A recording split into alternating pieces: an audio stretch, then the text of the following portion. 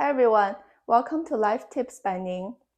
In today's video, I'm sharing how to analyze a Bazi chart if your daily master is a Yang Metal, looking like this, called Geng in Chinese, born in the fall season. Because the dominant element for fall is metal, so it's the same as me element.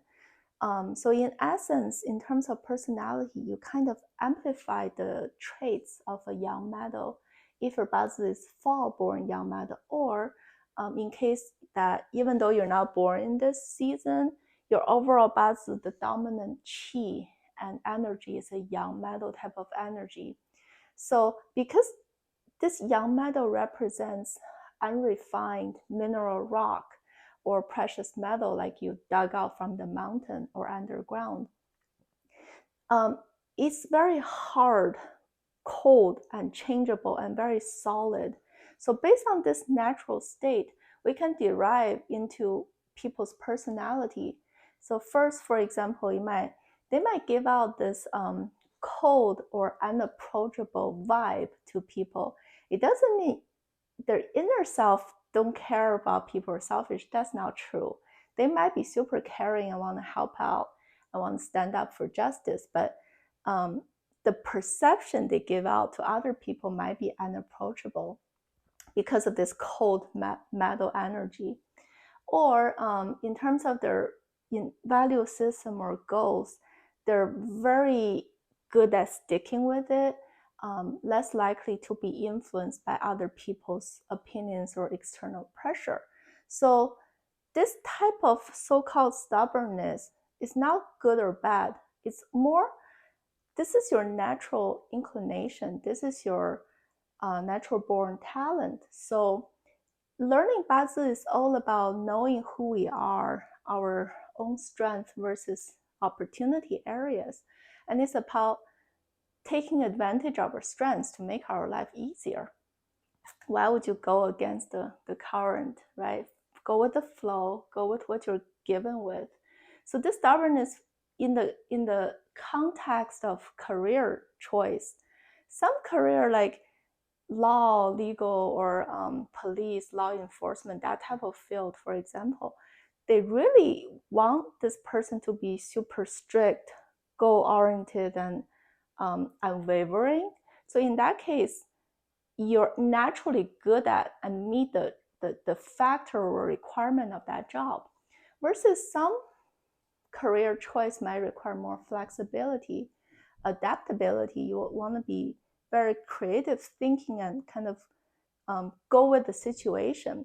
In that case, maybe if your Bazi has too strong of a Yang Metal energy, that would be just a big challenge for you to deliver that job requirement. So that's kind of the point of learning Bazi as a tool.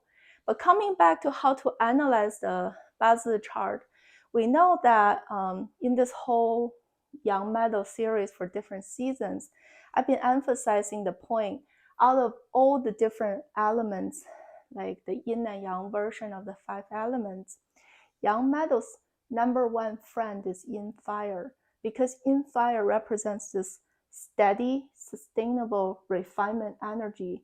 You throw a rock into a steady fire, you'll eventually gently melt away the wasteful materials around it so that it can reveal the core precious metal inside. Because of that analogy, and also, position number 6 is the most weighted factor in the Bazi chart.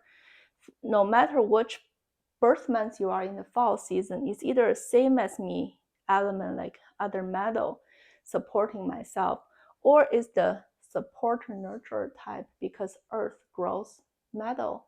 Regardless of why, this one is a friend making me strong. So I would say, generally speaking, fall born Yang Metal people, their original state is not going to be too weak. So they already met the prerequisite of being not too weak. Then it's logical to say my number one favorable element will be yin fire to refine me. That equates to fire suppresses metal. Fire represents this external pressure or a bunch of rules I need to follow, but I'm strong enough to withstand that pressure. And once I overcome it, I'm gonna gain like social status or huge accomplishments in life. In terms of individual month, so if your birth month is August, it looks like Shen in Chinese is a yang metal type of earthly branch. Same logic, the primary favorable element will be yin fire. So if your Bazi chart has a very strong and usable yin fire showing up, that will make you a very good Bazi chart because you already have what's needed to make you accomplish things in life. This yang wood is a secondary supporter role because not only it's kind of feeding the fuel into this fire so it can do its refinement job, but also it's kind of wood and fire are kind of on the same side of the reduction of my energy so it can keep your body in balance. Otherwise, it's too much metal. You need this wood and fire to reduce my energy to keep me in a more harmony state. And in terms of birth months of September, which is a yin metal type of earthly branch called you in Chinese, it's the same logic.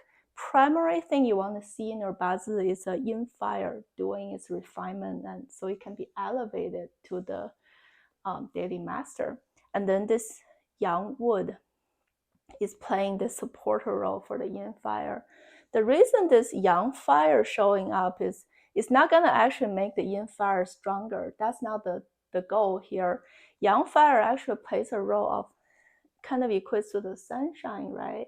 It warms up the environment because in deep September is transitioning from the end of summer hot season into the fall wintry colder and wetter season. So the sun is needed more for your overall environmental climate balancing impact so that it's not too cold and wet. But that's not a must-have. A must-have is a yin fire as well for September birth month. And last but not least is this October birth month, which is young earth called Xu in Chinese. Then you might ask me, well, based on what you just shared, October is even colder and wetter than September. So why is not this yang fire, the sun, showing up as a favorable element? The logic behind that is even though yang fire plays this positive role of warming up the environment, which is true for October, it needs that as well, but it also creates a potential risk. Because if you look at it, August and September, the reason this mineral rock is strong enough is because it's the same as me. Element is all metal, supporting myself. The reason I'm strong in October is different. It's because of an earth type of element. Earth grows and supports metal. But because of this young earth type is a dry earth type, it might also have this risk of being too dry, concrete. And if you have an underground mineral rock buried in a dry and dense earth material, the earth might have a harder time growing this mineral rock. It might create this risk of make it too fragile and break it. That's why the context is quite different. The young fire might create a risk because fire grows earth. So it might actually make this dry and dense earth even drier.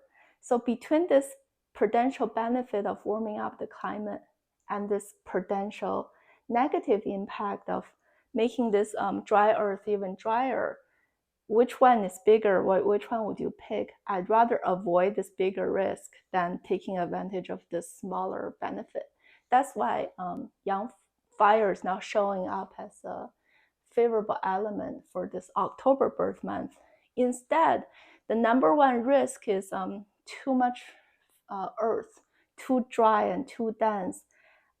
It might have a hard time growing the metal. You need this yang wood as your primary element to loosen up the earth because yang wood is like big trees, right? You send the rooting and break down the dense soil. And compare with this supplemental element of yang water moisturizing the earth and then it can make this earth in an optimal state to do its job of growing metal.